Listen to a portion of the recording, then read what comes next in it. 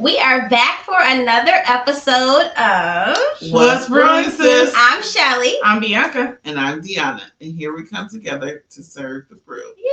For sure. Our big announcement last week. The coffee. Oh, we have finally released our coffee to the world. We are so excited and so overwhelmed by. So we were originally supposed to release on the 29th. We said, let's get some pre-orders. Why not? You know, we'll see if a couple people ordered, and everyone ordered. So thank you for the pre-orders Yes. and the orders to come. And more orders and your just requests. Keep ordering, yeah. You guys have given us some special requests, so we're working on it. Yes, we got in touch with our roaster, and he got some stuff coming for us. So yes. We're absolutely excited. So hold on, decafters. We got it. Yeah, we got it for sure.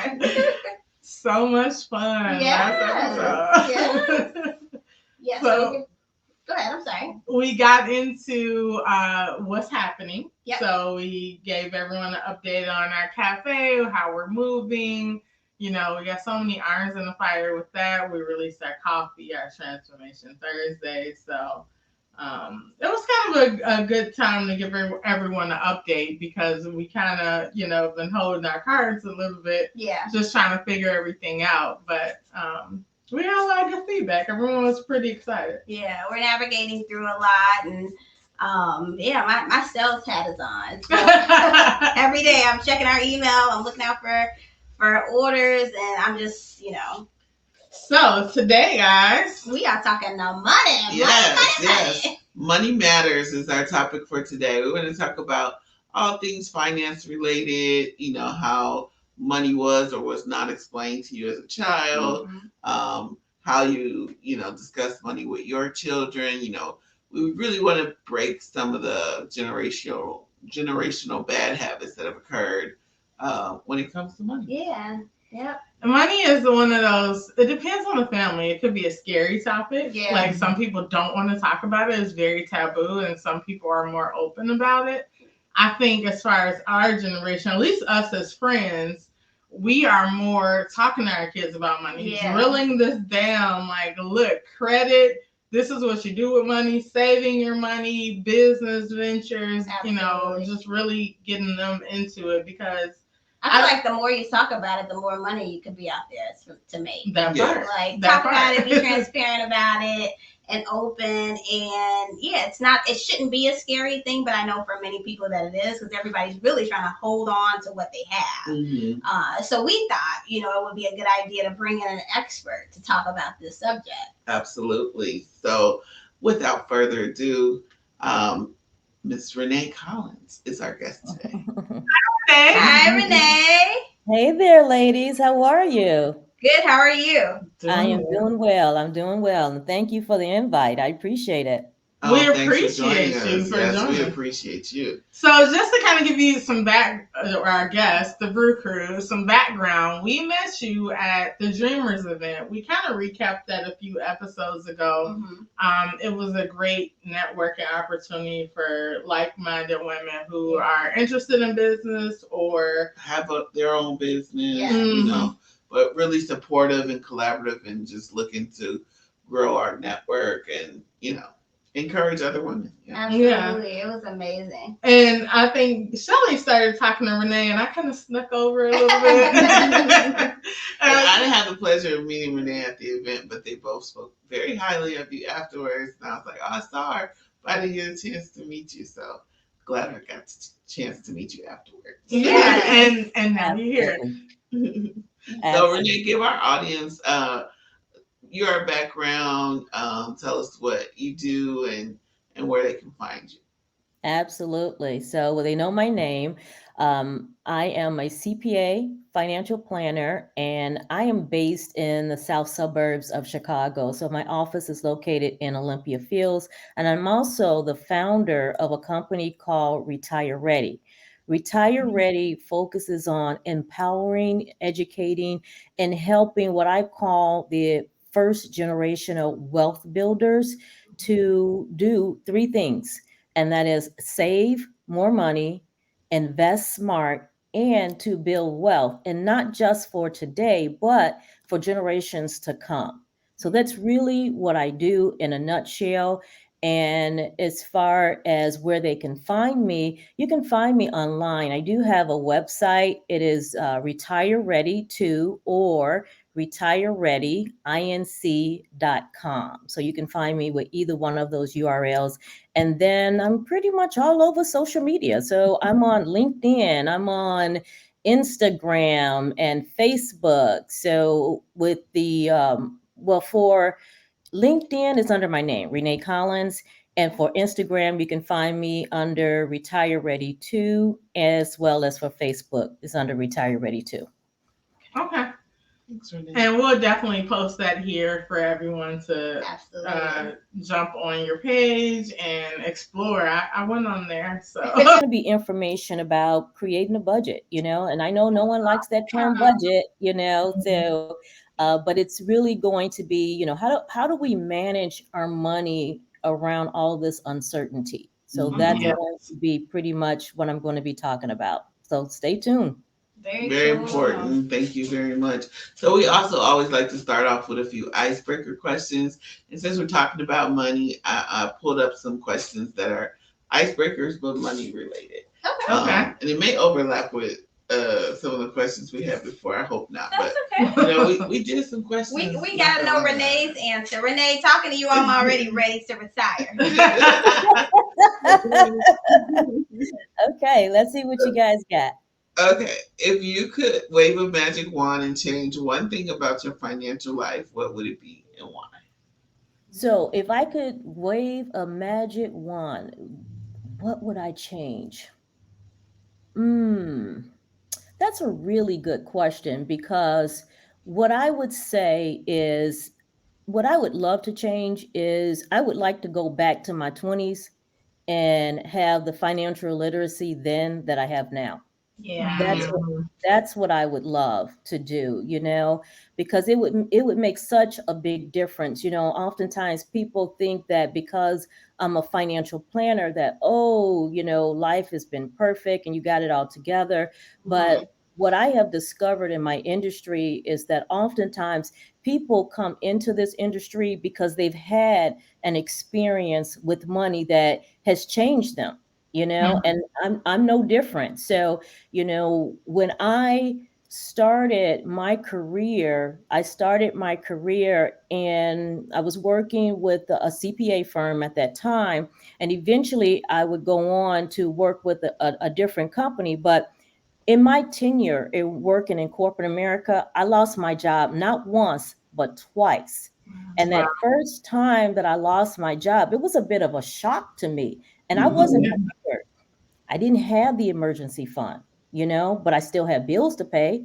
I had a mortgage, I had student loans, I was a single mom, so I had a young son, and my only source of income, it was gone.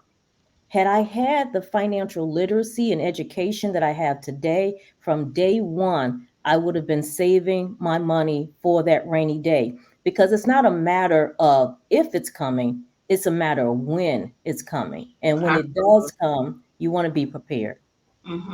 So I think I'm gonna steal a little bit of Renee's answer. I feel like even at 42, I'm still learning things. But I wish I knew then what I know now. I wish I understood living within your means, and also the importance of saving money. The importance of credit. Because I just tore my credit up in my 20s, because I was never told about credit and what to do with credit, or why don't you save for this item and pay cash. And also I probably would have made different employment decisions with jobs. That's a good one. Yeah, so I would have probably been more well off now. Had I had the knowledge that I have now then. So for me it would be how to stretch a dollar and save more, even if it's a little. That little adds up to a lot over time. So I definitely wish I would have held on to my first paycheck. I wish I would have made the dollar stretch a bit more. Luckily for me, growing up, my father was a big proponent on never get a credit card, don't get a credit card, and I think that helped me a lot because I didn't get my first credit card until I was well into my 30s at that point. But then I think the drawback to that is I kind of wish I was building that credit, at a younger age. So he helps me save some, I think now, but I think now it's like, okay, a credit card here or there is not too bad if you're doing it the right way. The right way is the key. The right way is the key. Yes. Yeah, so my magic wand wave would also be to know what I know now, probably maybe even a little before I hit my 20s. From the time I entered the workforce, I think. Yeah. Would be, which was at 15, but definitely before hitting college when they have all the vendors out just throwing credit cards at you when you walk across campus. But yeah. That was kind of our experience in college. We went to the same college freshman year, and literally we had freshman orientation. We walked out the gymnasium, and every credit card company had a table, and they were like, "Come sign up for credit," and we did. So we did. It was like, okay, cool. We got these credit cards. I didn't have a job. I'm in a whole nother state. I didn't have a job, and I was just going to town. So that was that. Yeah. I think we've all experienced that. Yeah, I think we all experienced that because it was the same thing for me. They gave us a t-shirt, right, a water bottle. Right, exactly. But no one was having, the discussion around education and, what do you do with this credit card? And you need to have a job, so that you can actually pay this back. It's not free money, Right. And it's funny because in one of my online courses, I talk about this experience in college and how, I quickly ran up, like $500 or so in credit card debt. And the only thing that I can remember is the Prince poster that was hanging on my wall in the dorm. I have no idea what else I spent the money on, Yeah. I can't even tell you where that money went. I feel like it went to the beauty supply store and Popeyes, whatever. Whatever. Fun activity. So what else you got? So the next question is, what's your favorite memory about money from your childhood? Ooh, my favorite memory about money.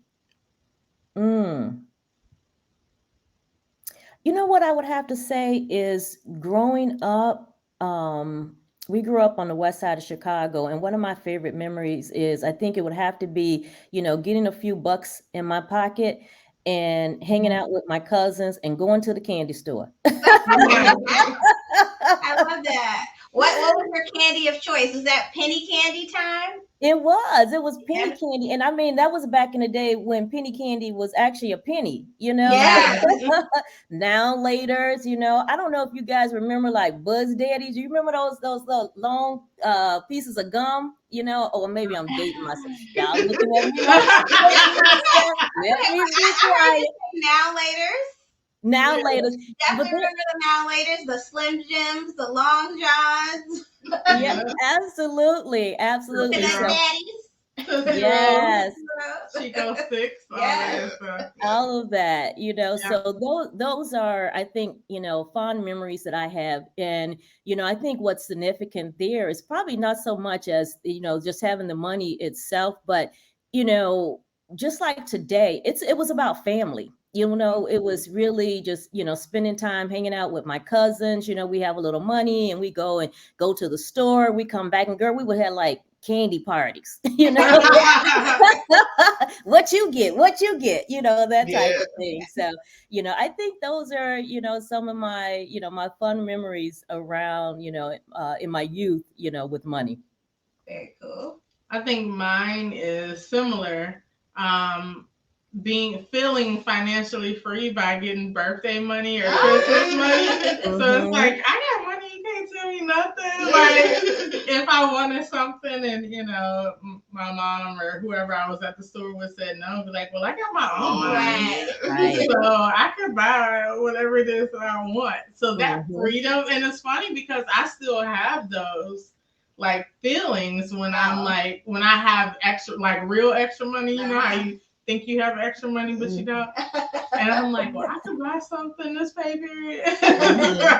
So I still have that feeling. Yeah, I was gonna say the same, like birthdays, luckily my birthday falls around the Memorial holiday, so a lot of times my mother would incorporate my birthday with the like backyard barbecue for the holiday, which means it's gonna be a lot of adults and kids, and then I get birthday cards with money in them. So it's like twofer and I score. Absolutely. Same answer. My father gives me birthday money every year, still to this day at 42. That remains a favorite memory. But yes, I went out there. That money back then and even now, it would seem like so much. Yeah. So it's like, he would take it to the candy store, or he would take us to like the flea market, and we would just spend our little money that we thought was big money. It was big money. I had a whole little wallet. Yes, I do. Oh, yes, I do. I thought I was doing big things. Absolutely. What was one way you used money in the last year that you feel particularly good about, and why? Well, you know what? That one is actually an easy one for me because I'm a big proponent of education. So for me, it could be a book that I bought that helped me learn more about money, because I like to take the knowledge that I have gathered and apply it to help my clients. So it could be a book, and I have so many books that I'm trying to think like it. Oh, as a matter of fact, there is a book that I bought within the last year that I really enjoy, and that's The Psychology of Money. That I really like that one. I'm actually reading it for the second time just because, and you guys probably know this, that, money is not just about, budgets, just spending. It is very, very emotional. It's very, it impacts our psychology, how we, grew up, and the environments that we grew up in. All of that has an impact on the way that we manage money today. So I would have to say purchasing that book, and, it just really opens my eyes to, some of the ways that our communities, our stories, all of that, how that impacts our behavior with money. Okay. What was the question? What is one way you use money in the last year that you feel particularly good about? Okay. The reason I had to ask that again, I have so many questions about what you just said that I want to circle back to later. But I bought my first home. Yeah, that would be last year. Yeah, it was last year. That was 2021. Yeah, and if it wasn't, like, bring it on in. You still for it. So that's absolutely amazing. I bought my house last year. I've been wanting to be a homeowner my whole life, and at some point I felt like that wasn't going to happen, and then I finally realized my dream. So money well spent, although I do get frustrated. Because like so many projects and things you want to do to customize and make it your own. But you're doing a great job at Thank it. You. For me, it would be the money that we're putting into our business. For me, I see that. You don't have to still answer. I feel like every penny that we put towards our business and making our dream happen makes me happy, because I know that we're getting some return back on it, whether it's just making someone smile because they have a cup of our coffee or experiencing a great product. That makes me really, really happy. So I would say the money to the business. I like that. Yes. And I would say, in addition to the money for the business, the things that I feel particularly good about in the last year that, I put money into is like some of the self-development things that we've done. Yeah. Things that are like fundamental for our knowledge and just how to maneuver in business, not specifically the business, but in business. And also any cause that I support, any cause that I believe in. And so the charities that I support, the self-development and like business foundational workshops and events like Dreamers Worldwide and all the things that we've attended over the last year, and the money that we put into the business. Amazing. I love that. There you go. Love that. All right. If you received $1,000 right now, what would you do with it and why?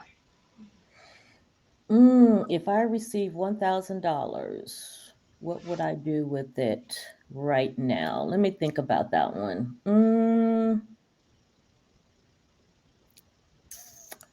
I would have to say that for me, it's gonna tie back to education. In all honesty, again, because I am a believer in serving. So I trust me when I tell you, I would find a book, I would find a conference, continuing education. Because the more I learn, the more I am better able to help my clients. And then the other thing for me would also be charity, because it all ties back to service. I would definitely give to causes that I care about. Okay. I think if I got $1,000 today, I would definitely want to invest it into Cafe Coco Latte. I would definitely want to take a financial class for businesses to learn a little bit more. I feel like the more education we know about the financial aspect of running a business, the better. Because I think in the long run for us, we will be able to realize our dream of giving back and helping other women become business owners, because that's part of our, motto internally is, the more we help others, we get what we want. So that's what I would do. Yeah. For me, let me break it down. So $25 for another joking. I would definitely want to try to touch so many different pieces. So it would be a breakdown essentially where I would want money to go to the business, keep a little money for myself for some fun. Definitely give back to those that have given back to us thus far and, spread that money around. And I would say that's about it. But, highlight on the keeping a little bit for myself. I see. I'm like, girl, put that in our business as well. I would definitely, because every day there seems to be something new that we need to keep doing. So absolutely would put that a little bit back into Cafe Coco Latte. Yes. Likewise, I would put a portion of it to Cafe Coco Latte and a portion of it to causes of support. Yeah. Very cool. Absolutely. Let's see. So let's I want to dig back into the you mentioned something about psychology of money. I kind of want to get back to that before we, continue. Because before I forget, because we've been talking about food and the psychology of food and how our relationship with food and how it's almost an emotional one. And when you said that kind of touched me. I'm like, money is an emotional thing. It's like I say, and a lot of financial people may disagree, like, oh, every time I get paid, I should be able to do something fun just for myself. And it's like almost an emotional thing. Like if I don't do anything nice or fun for myself, I'm not enjoying life. You know what I mean? Yeah. And it's like, what is the psychology behind that and money and how it relates to us? Absolutely. So as I alluded to earlier, when we're talking about money, the budgeting, the tools, and all of that other stuff, it's probably about 20%. There has been research done on this, is that the emotional and psychological aspect of money is about 80%. percent, you know? So where does our, our, like our feelings, our attitudes, and our behaviors, where does all of this come from? Well, studies have shown that this stems from our childhood and from our parents. We've watched our parents how they manage money. We've listened to the things that they've said about money, whether they told us, oh, money doesn't grow on trees, or we don't have any, stop asking, Yeah. all of those type of comments. All of that has had an impact on how we think about money, our experiences with money. Maybe you've had a bad experience. Maybe you made a purchase, it didn't go the way you felt that it should. Maybe you're not good in math. I've heard people say, I'm not good in math, therefore I can't be good with money.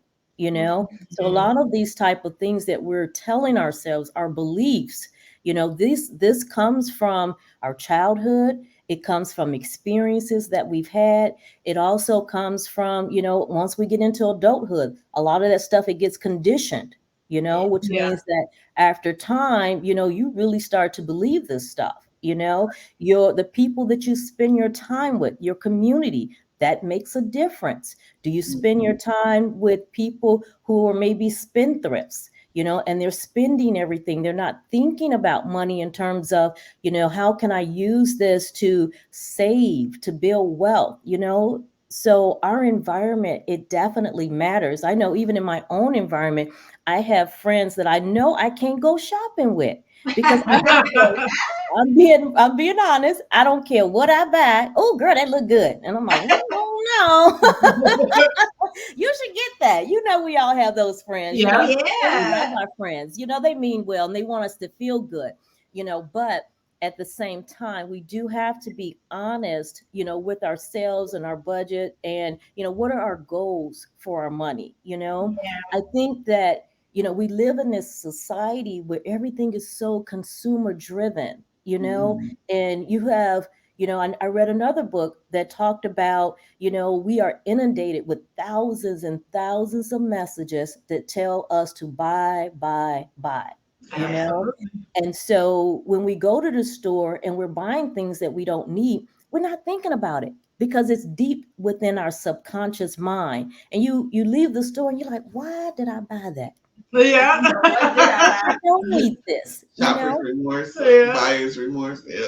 I get to the Exactly. register and when they tell me the total, I'm like, wait a minute. I didn't spend $130. There's no way. Yeah. And I'm walking Exactly. away after I Looking swipe at my the card, receipt, looking like, at the receipt, like, yeah, oh, it adds yeah. up. It does add up. Yeah. Yep, absolutely. So I all of another that. thing. Oh, I'm Mhm, sorry, go Renee, ahead. go ahead. Go ahead. I was gonna say too. I think another thing is that, like when you work a job, and for me, I have a job that can be, a little stressful sometimes. I think once that paycheck hit, I'm like, let me treat myself to something because I worked so hard. Yeah. So it's like, what are your thoughts about buying yourself something every paycheck? Should you avoid that type of attitude or take a different route? Well, this is what I think. So in when I'm working with Mhm. clients, we start off with what are your values? And this is important. It's really a 5-step process. And we start with your values. What's important to you about money? What is it that you want your money to do for you? We start with that, and we get a variety of answers. It could be, I want my money to provide me with security. When I lost my job, shortly after 911, the first time, my main objective was I wanted financial security. I never wanted to be in a situation where I lost my job again and I did not have a foundation. I did not have an emergency fund. So understanding what your values are, that's job number one. For some people, and it's gonna vary from one person to the next because we're all unique. Our experiences around money, our path that we've taken, it's all going to be unique. So that's the first thing. The second is understanding what are your goals? What is Mhm. it that you want to accomplish? Do you want to buy a home? Do you want to be debt free? So that's the next thing. And then from there, we set the goals, and we want these goals to be tied to our values because that's important. When we have value-based goals, we're happier. We're Mhm. focused on what's important to us as opposed to looking at what your friends are doing, what your neighbors are doing. You have your own plan. And Yeah. then we start to get into, that awareness around money. Where is the money going? Mhm. And then we get into the budget. And then lastly, we get into monitoring the budget. As far as going, I'm gonna go back to your question. So as far as, how do I feel about adding fund to your budget? I Mhm. think that adding fund to your budget is important. I actually have a term for it. We call it fun bucks. And so so we do add a line item for fun bucks into our spending plan because it is important that we have a balanced spending plan. You want to have that, but we also want to make sure that we are accomplishing the things that are important to us. So we want to make sure that we have the line items for the savings, the retirement plan, if we have children and we care about helping them finance their college education, we want to make sure that we have those line items in there as well. So when we're talking about managing our money, we want to have our priorities in order. Yes. So we did sit down and talk about budgeting and came together to look at our individual finances as Mhm. we, embark on business to also have a budget in mind, for the business as well. But I think one of the things that keeps a lot of people away from the budget is the seeing it all laid out, like seeing exactly what your expenses are versus your income. A lot of times is somewhat surprising to people because, and I'm not saying all people, but to some people, because it's like if you don't see it line by line, then you don't have to like fully address it. So I Right. think that is so important to like really see it, like really go over it month by month. And I think just that exercise alone tends to help you be better with money. Absolutely. Yeah, Absolutely. I call that the come to Jesus moment. yeah, That's when you have, and it can be hard. It really can, because it when you have that moment when you're going through your bank statements and you're looking at where your money is going, it is like, ooh, I spent Mhm. what on groceries? I spent what on eating out? How much money am I spending on this credit card? So it is that moment when you have to be real with yourself. Yeah. But the other part of that is that when you can face that head on, then you Mhm. can start to create a plan. So if you hmm don't like what you see, well, you have the power now to change it. Sure. absolutely, Mhm. absolutely. So getting back to a few more questions that we had here. When money comes into your life, kind of piggybacks off of what would you do with $1,000. When money comes into your life, what's the first thing that you want to do with it? Spend it, save it, or give it away? A little bit of all. Probably, I think so. So when money comes to me, I invest. I like to invest. So Yeah. for me, that the first is usually going to be to invest, whether it's in myself, it is for my retirement, it is for my business. So investing, that is important to me. The other thing that is important to me is giving back to causes that matter. So those are probably the two biggest things for me. Cool. I feel like I'm not a philanthropist. I have to work on that part of my life because I'm over here like, look. I think you already are. You think so? Absolutely. I think because you're setting yourself up to be able to give back to others. So that is the plan, the really near future plan. So if extra money coming into my life right now, it's more of split cafe cocoa latte. If it's extra money, all my bills are paid and I'm good, Mhm. I would like to put some toward cafe cocoa latte, spend some, save some, and Give some away.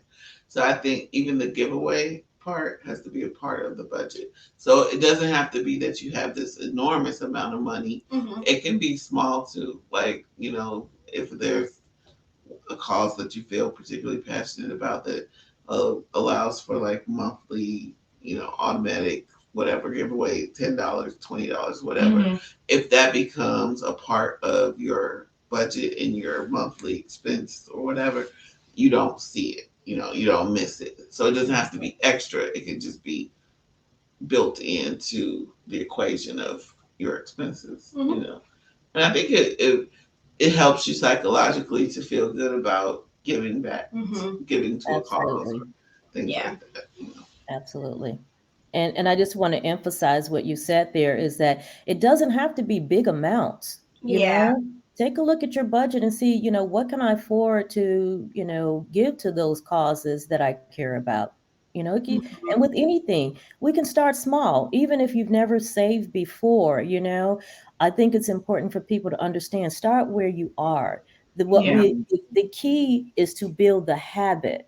That's what's most important is that even if you're starting with, I don't care if it's $2, I don't care if it's $5, just Mhm. start putting something away so that you can start building that habit. And as those funds accumulate, for most people, they're going to want to continue to contribute more. Mm-hmm. Yeah. Yep. Yep. Did you guys want to tackle that question too? I did. I Oh. said between all. Oh, okay. Yeah.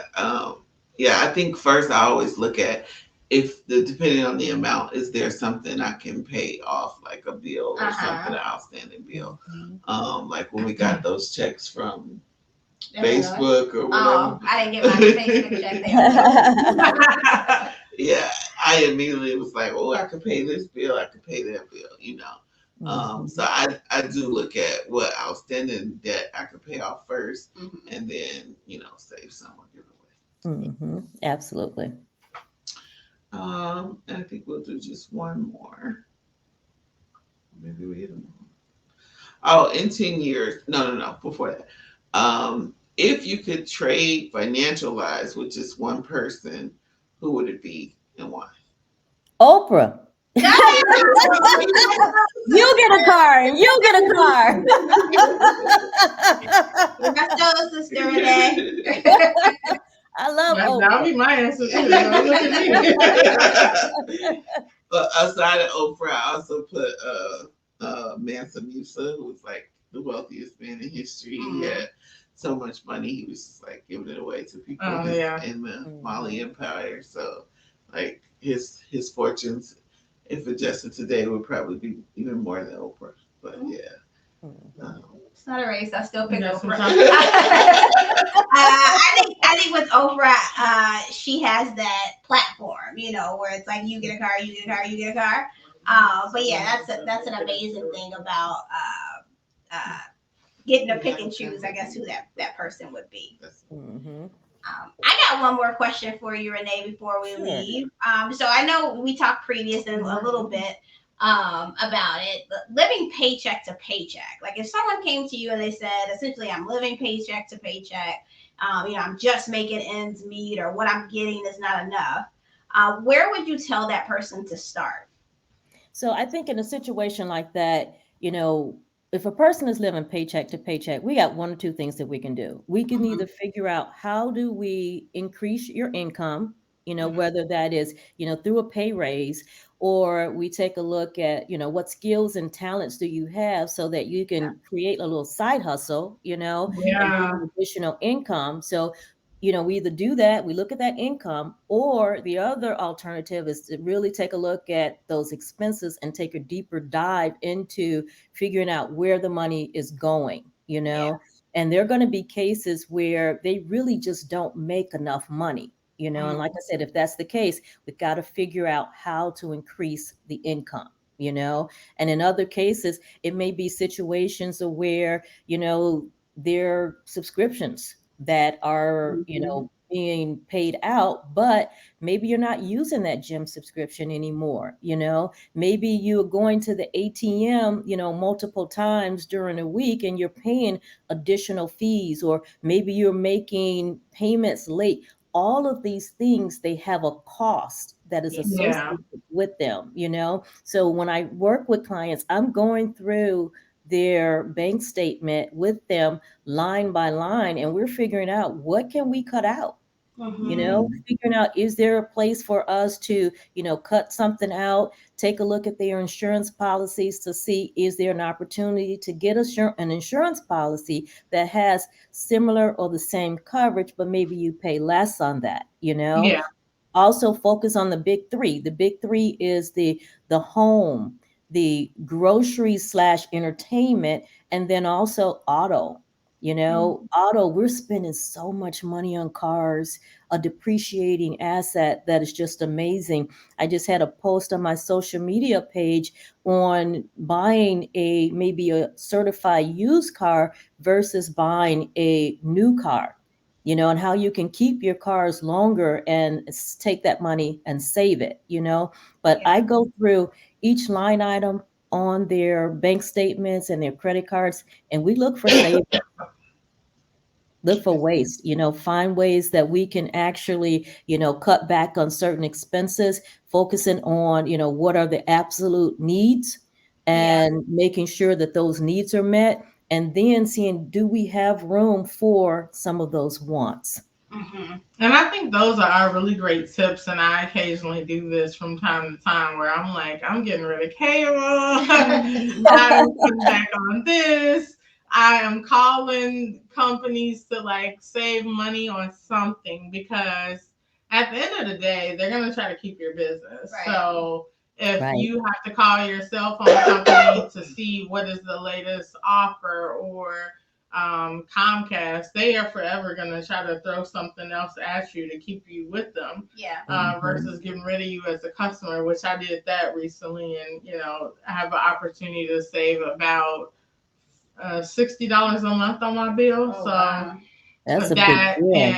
and I had purchased a life insurance policy through the credit union, and I'm starting to look at that now. Like, this is a little bit higher. I wonder if there's either a smaller policy or another company that offers a policy that will have similar coverage at a lower cost. Because through my employer, they, obviously I have insurance through my employer, but also they offer us a whole life policy now. So I'm like, do I even need this extra policy? Or, so I want to review my options on that. But that's a great tip. And also just saving whatever you can, even if it's, I have a set dollar amount each pay period that goes to my savings that I don't even count as money that exists. So when I see my paycheck, I minus that amount, and it's like, okay, I have this amount of money to work with.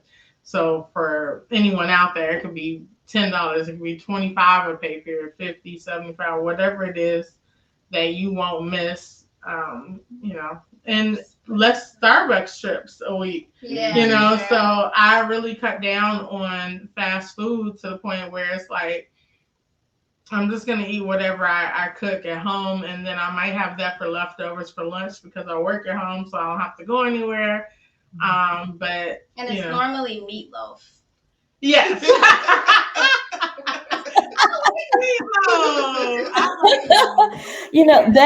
That's so funny. I'm going to piggyback off of what you said, because I'm getting ready to I'm doing some research now on, just what you guys are talking about, savings. And I read an article that said that Americans waste 40% of food. That's a big deal. And it said from the standpoint of a family, it could equate to like over $1,800 a year. That's a lot of money. A lot of people, like, personally, I eat leftovers. I will eat this. I know I'm going to eat this for 3 days. If I make meatloaf, I'm going to have it for dinner tonight and lunch for the next 2 days, because I'm not spending this money, and meatloaf lasts a long time. Yes. Me on that kick too, because I would always be like, okay, what are you going to eat for dinner? What are you going to eat for dinner? And Bianca's like, I got my meatloaf set up and everything. And I'm like, that to me is more of an easier setup. You don't, working from home too. We all three do. And it's like, it's just an easier process to not have to then go out and go to the grocery. You can kind of take care of that for the week or for that 2 week time frame. Yeah. So I admire that you're doing that. I'm catching on.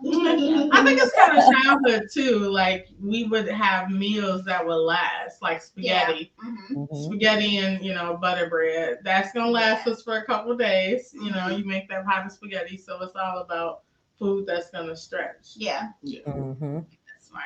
Yeah. And meal prepping. We did meal prepping for some time, and then I know we kind of fell off, and then we do it again occasionally here and there. But meal prepping helps because then you don't have to think about it. Or if you cook something that you have leftovers, you don't have to think about it. And sometimes when we don't have either leftovers or have prepped for a few days, it's like forget it. I'm not cooking it. You just order something, DoorDash, whatever, and you know it adds up really fast. It really It does. does. It It's does. like because we're trying to do so many other different things. It's like we don't have no money for that. Yeah, I'm like jelly toast and coffee. Absolutely. So, Renee, what would be 5 tips? You kind of talked about it a little bit, but what would be 5 tips you would give someone who's watching this and don't know where to start or feel like they don't make enough to do anything? What would be 5 tips that you would give? You know what? I would say because we talked about a little bit about the emotional side of money. And so one of the things I'm going to say is that, check your mindset. You know, that's so important. Just check how you are interacting with your money, and if you're telling yourself things like, oh, I'm not good with money, I'm never going to be good with money, that's going to be the first thing, is really just dial into your relationship with money, because it could be a situation of where, because you're telling yourself these type of stories, your mindset is not going to make a liar out of you. So you're going to begin to do things in your behavior that basically repel money away from you.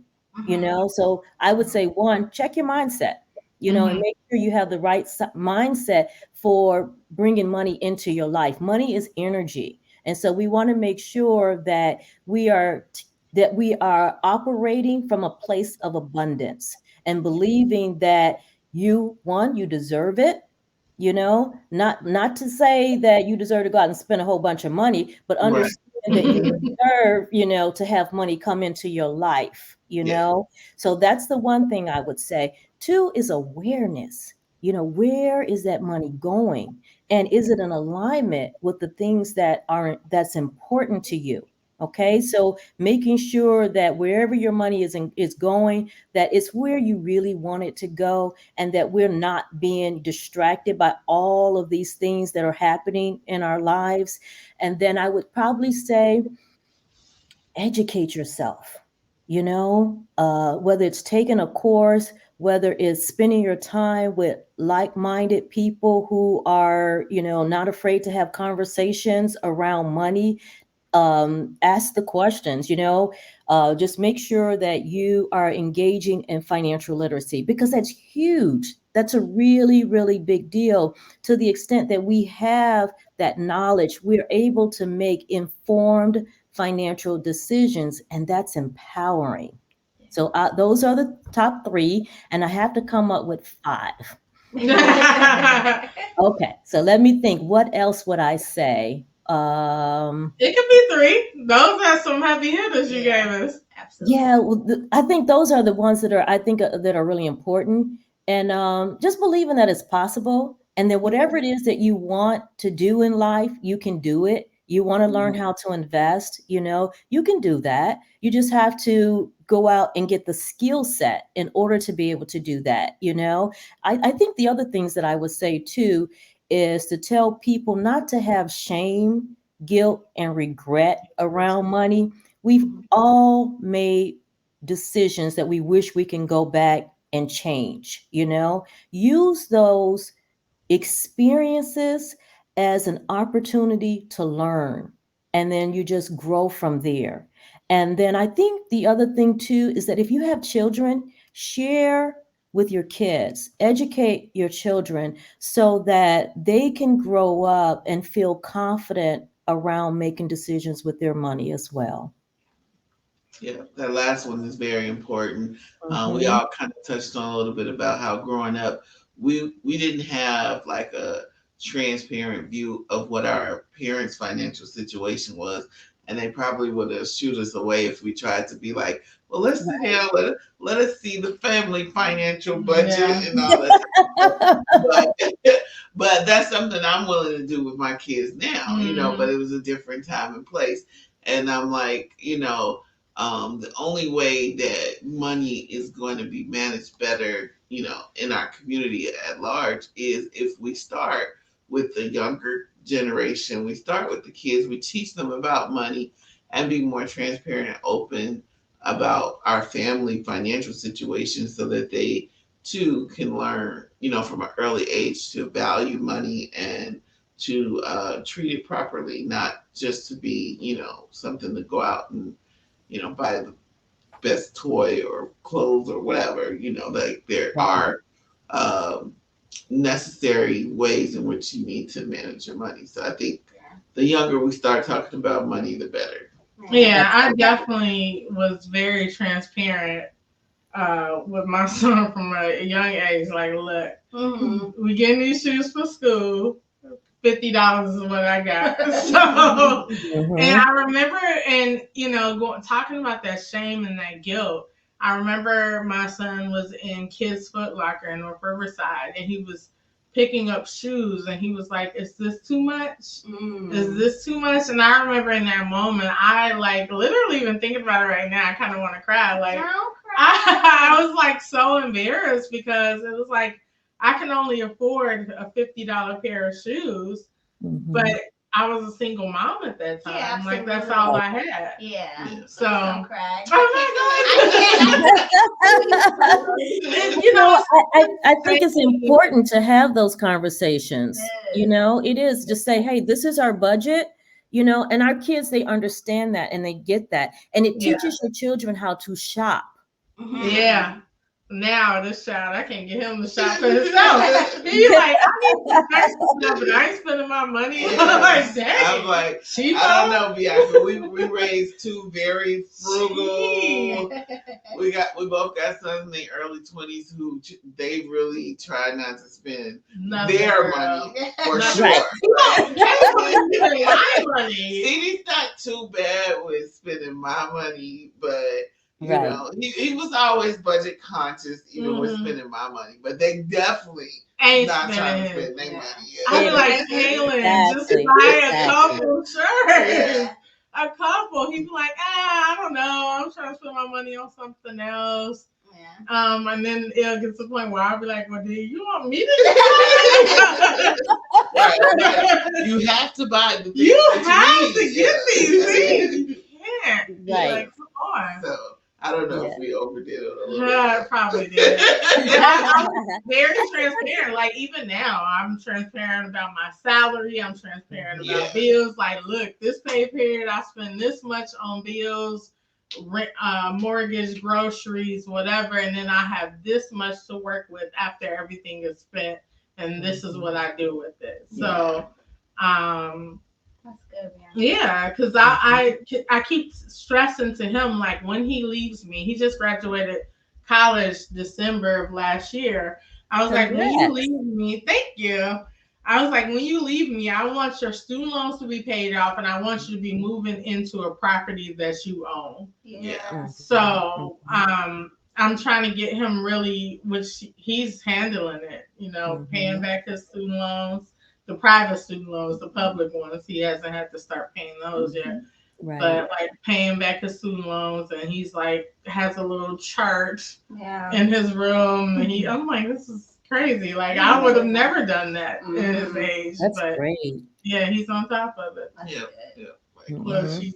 I could tell growing up in my home, we had the notebook. So we did have the financial. Everybody come down, sit down, and let's talk about what's going on. And then at some point when I became a single parent, everything just got scary for me. Because coming from that solid foundation, and then it's like now you're on your own. It's hard when you're a single parent, because I've definitely had those conversations with Savannah. Like, look, the $50 pair of shoes is the best shoes. Those are what's gonna fit your feet. But my daughter is very good with money. Like she's that's good. Yeah, she just uh got her first job, and they're a stickler to like, do I really need these things before I buy them? And yeah, she's the same where she would rather I buy it than right. Oh, these young people, they're something else. They're so smart. And you one of the things that I just want to emphasize too is just that whole idea of understanding your needs versus your wants. I think that's just so important. And I think with the young adults, having that awareness over where their money is going, that's huge. That is really a big deal. You guys have raised financially conscious adults. Thank you. Wonderful. Financially conscious. My son recently moved out to an apartment because he's doing the city here in Chicago for the year, so he needs to be in the city. But he basically shopped for everything out of our house. Like, and I was like, just give them everything they need. Like, we used to start them off right. I said, but now we don't have nothing like that. And like he like cleared the pantry, the freezer, like he had a list of stuff he wanted, like the iron and iron board. I'm like, if you don't go to Walmart, like I'm not. So like, this is easy shopping. You can't come to my house with a shopping list. With a grocery list. That's so funny. My husband's like, just give it to them. This their first apartment. And I'm like, who about to go to the store? But that's so funny. Speaking of family, it was one more thing I wanted to discuss. We all have parents near retirement age. What tips would you give? Because I can't get my mother to retire. But I think it's scary for them. And I don't know if it's the financial aspect or more they feel like, what are they going to do next? But what tips do you give people who are ready to retire or soon to be ready to retire? So it's just one of those things that you just mentioned, is really helping them to understand, what does retirement look like for them? Because a lot of times people are not really thinking about retirement, even when retirement is just a few years away, because our jobs are often tied to who we feel that we are. Our identity, so when we're talking to people and we introduce ourselves, a lot of times we'll say, oh, I'm Renee, I'm CPA. I'm a business owner, so my job, or what I do is oftentimes, that it's tied to my identity. And so once I don't have my business anymore, what else is there, And so that's what a lot of people are going through when they get to that place where they have to make a decision about retirement. They're thinking about things like, what am I going to do? What is my everyday life going to look like? How will I fill up 24 hours a day? So people are thinking about those things. And sometimes, yes, they are also thinking about, the money aspect of it. So I tell people that I'm working with, one, define, what does retirement look like to you? What do you want to do? Do you think you're going to stay where you are? Do you want to travel? Do you want to relocate? So they have to go through that process of really understanding what that life looks like for them. And then once they've determined that, you got to figure out, do you have enough to fund it? Do you have enough money, that you save, or through pensions or Social Security, if you have enough money so that you can live in that lifestyle. So I want them to do a budget, once they've identified what's important to them, what retirement looks like, then we're going to create a budget, to make sure that they can actually retire with that quality of life that they desire. Yeah, absolutely. So I think a word association that we need to change is people in retirement say, well, I'm on a fixed income. And it's like, we're all on a fixed income. Yeah. Our income when we're working and doesn't really fluctuate. I would only say that for most people in retirement phase, they might get paid monthly versus biweekly or semi-monthly. So it's just Mhm. your pay schedule has changed. Yeah. Your Exactly. income may be less than it was when you were working, but it sometimes is very similar to, or even a little more. Mhm. But the fixed income scare term needs to be somehow revamped in people's mind. I'm like, it's not like my paycheck really fluctuates. I'm on a fixed income too. Mm, Yeah. right. Yeah. Yeah, a lot of it is mindset. A lot of it goes right back to that mindset around, what does retirement look like? And it can be a little scary too because you no longer have that income, from your job. Now you're either getting a pension or you have to create an income stream for yourself based on the assets that you've saved. Yeah. Yeah. So how do we get ready to retire too? I have to Yeah. play off your website. Okay, absolutely. It goes back to that five-step process that I talked about, and that is understanding, the values, taking a look at your goals, and even if you're 10, 15 years away from retirement, you may not be able to see the complete picture, but you may have a sense of what you want your retirement to look like, so you want to start identifying that as soon in the process as possible. And then when I'm working with clients, we actually have a software that we use based on what retirement looks like to you, what other goals you have, what type of pensions you're going to be receiving, your social security, assets that you've built up. We look at all of that. And then we start to map out what that plan is going to look like. How much money should you be saving in retirement, saving towards retirement? And where do you save that money? Because that's very important as well. So where do you save it? And then we compare that also to, what income that's pretty much guaranteed. A lot of people don't have pensions, so for those who don't, we're looking at Social Security and we're trying to figure out what gaps do we have and then how do we fill those gaps. So what I would say for people who are maybe 10, 15 years out is to start thinking about it. Start thinking about it. What does that look like for you? Just try to guesstimate because that's all it is. It's Yeah. just a guesstimate of what retirement may look like. And then from there, it's a plan of creating a plan of putting monies into that retirement account and make sure that they're allocated in a way that actually allows you to build towards that retirement goal. Yeah, that's all good information. And I'm like sitting here as you're talking, I'm like, okay, now I need to make a list. Right. Good thing is we'll be able to Absolutely. go back and watch it and just be like, Yeah. what did Renee say? And visit her website Yeah, and but it's be like in it's constant. our parents listening to Right. it. Playing for them, sit down. Like, we have a movie night, parents. Yeah. Your website again is ready to retire to TO. Yes, so it is it is retire Uh-huh. ready inc.com or retire ready too.com. So both will take you to the website.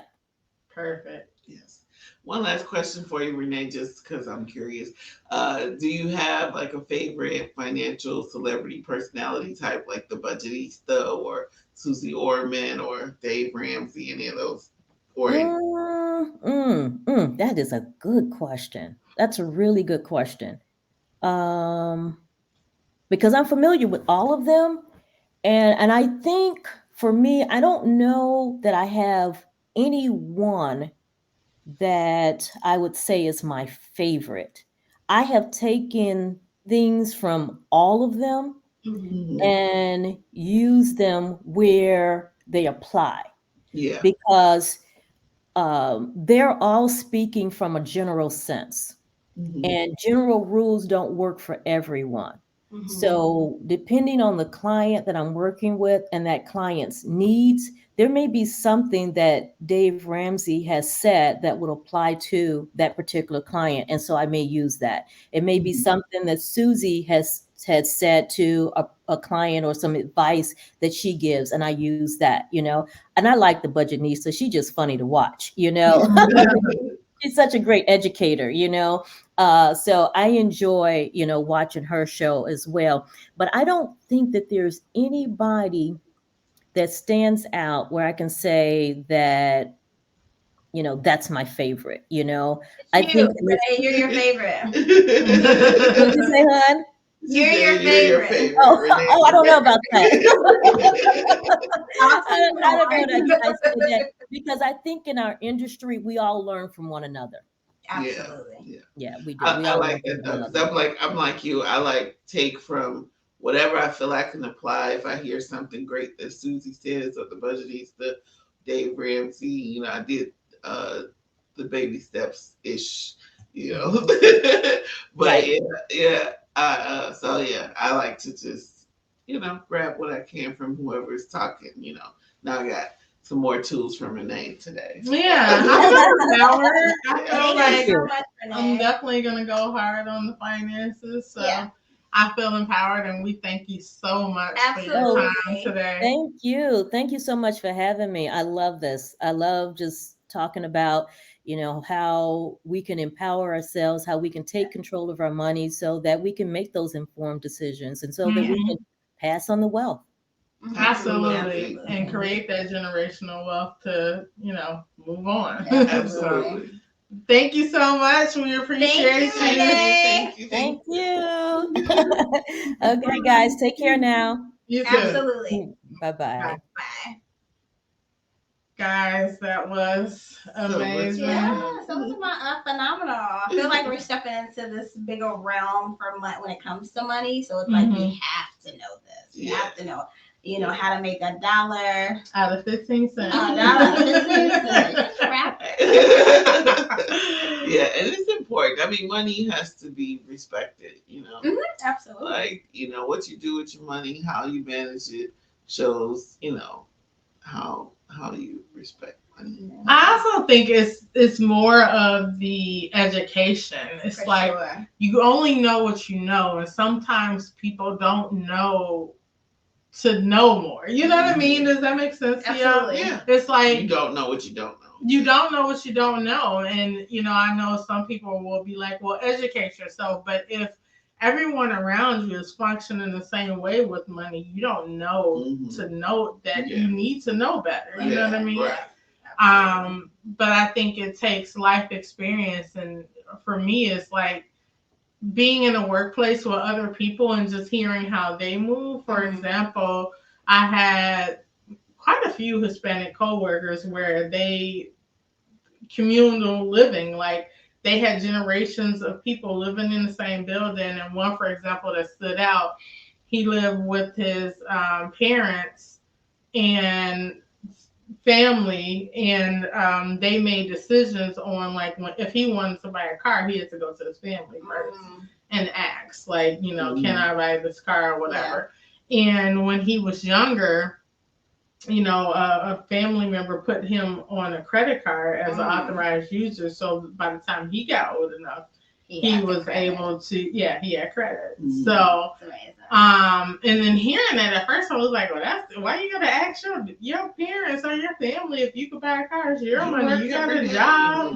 You work every day. But when he explained it, I was like, well, that makes sense. Right. And you know what I mean? Yeah. So it's like, once I got out and started to hear, watch Oprah and see Susie Orman or, hear how other people live, it made sense. Yes. That maybe I'm missing something here. I need to look more into it. When a family can collectively work together and everybody bring the money together smartly, I think that's a great thing to do. Yeah, absolutely. It's somewhat shocking to me that some folks, even in relationships, marriages, whatever, partnerships that live under one roof, don't discuss money or keep their money separate. Like, he don't need to know how much I make. She don't need to be worried about what's in my account. And I'm like, But I always feel like you can always do something better together. Like, Yeah, Yeah. for sure. it can only be beneficial And for I you think to pool still- the resources together. Yeah, and I think still it's okay to keep your little side money. Keep your side money. It's not if it's not, hurting the budget, or if it's something that you just want to save for yourself. I think that's okay.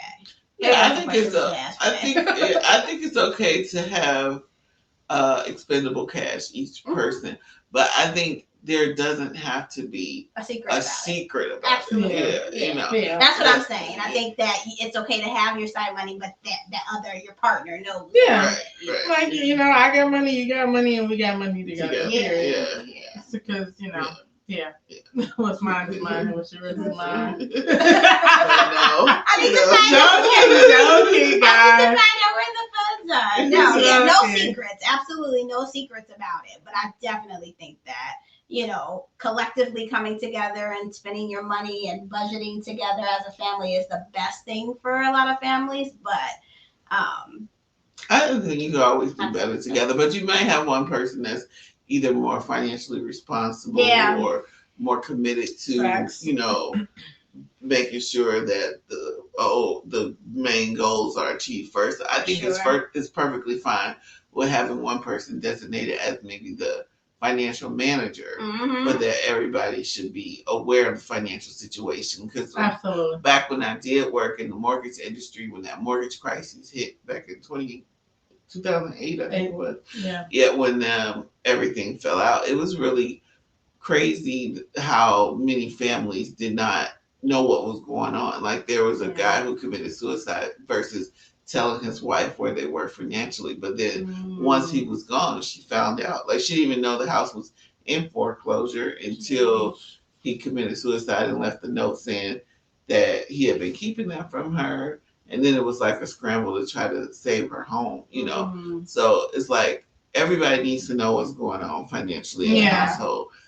Too, a lot of times, if it's just one person that manages everything, somebody passes away, the person, not only are they dealing with the distraught of the loss of that person, they don't even know where to begin to pay the bills, who to pay, things like that. It's important. It's very important, and unfortunately, fortunately, that was not my experience when my husband passed.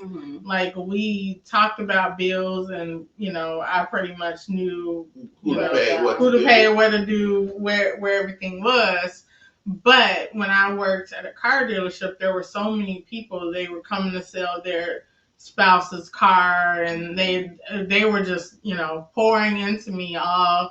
I don't even know where to begin. I don't know who he banks with or who she banks with. Right, don't have access to anything. I don't know. I have to go through all this process, and there's so much paperwork, and I felt so bad. But it's like a lot of people, especially women, unfortunately, let the husbands handle everything, and they'll take the back burner. And then if something happens to them, you're picking up the pieces. They're lost. Right. Yeah. Name a beneficiary on stuff too. That makes everything even easier. Your bank account. Yeah. You could go into Chase, Bank of America, beneficiary. whoever, and say, "Hey, I want to add a beneficiary to my bank account." Everything easier, because once somebody passes away, if there's no beneficiary and there's no will, but even with wills and stuff, just name a beneficiary so things that they need readily access to, they can access to right away. Yeah. But all the other stuff, you might have to go to probate and get a lawyer. You may or may not, but I'm just saying. Something add I a did. beneficiary. Yeah, add a beneficiary. Something I did through a lot of employers have free legal services, or you could get paid legal services, $10 to pay fair, $20, whatever it is. I literally used mine and did a whole will, power of attorney, transfer of deed for my house if anything happens to me. I did a whole estate planning, so that if anything happens, here's everything. Like, here's what you do, and then if something happened and for the house, Kaylin doesn't have to go through probate. Yeah. He transferred deed directly to him. Right. He's good to go. Yeah. So it's good to set all those things up. If you have those services offered through your employer, sometimes they offer for free. Utilize them. There's a lot of little benefits and value added services that are often a part of your employer I want package all my that free people stuff. just don't use. They don't use the employee assistance I'm using program. it all. They don't use the free legal.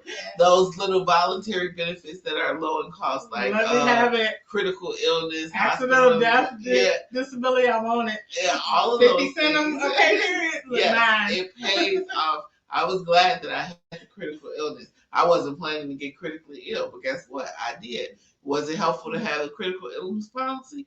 Yes, indeed. Short-term disability, they don't pay 100%. Yeah. Most of us need 100% of our paycheck, not 60%, not 80%. So it was good to have that in addition to. So one thing that stood out that will remain standing out, I think, for us and for people, and what you should take away from this conversation is education on finances. Education. You know, if it's a matter of just following someone that is financially in the know of how to do things, and if you have a partner or a child, bring them along in this education process, because there's so much that you can do with money when you educate yourself about it. So absolutely, I think we should end it on that, because that is the word for the day. That is the word of the day. So education is key, and if you don't know where to start somewhere. Like, figure it out. Don't be scared. Take the fear away. But yeah, there we go, guys. Very cool. Guys, we thank you again. Thank you. Yes. For coming on this financial money matters journey with us. Yes, absolutely. And okay. Get your Cafe Coco Latte coffee. Yes, visit us at cafecocolatte.com. That is cafecocolatte.com. For our decaf lovers, we talked to our roaster today. We have some great news coming for you guys, so please stay tuned. We have not forgotten about you. And yes, go to the website and order yourself some coffee. We absolutely love it. Keep it brewing.